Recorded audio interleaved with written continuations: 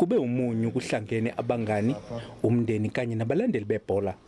Kukhunjulwa izinsuku lapho uSenzo Meyiwa evimba amagoli engunozinti weBafana.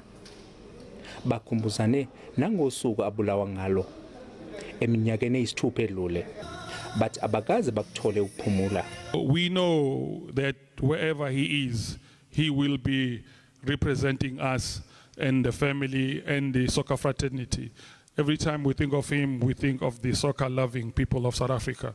So we are grateful for everything that has happened. Ukuboshwa kwabahlanu ngenyanga edlule bathi kuletha ithemba. To lose him, it was heartbreaking because I knew ukuthi we haven't accomplished everything that we set for ourselves. And may his soul rest in peace. Sizokhumbula Senzo sohlala sikukhumbula mnganami. And usilalele ngoxolo, and I hope we get justice very soon. Iqembu Bafana libe yingxenye yokumbulwa kwetshe. Leli qembu liseThekwini ukuzodlala eMozambique ngolesihlanu. And as we stand today, we still ask, what happened?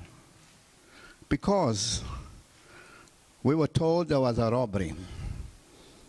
So 6 years later, the other day, on the day as we celebrate and remember what happened, they present the people in the court and they refer to them not as robbers but as hitmen.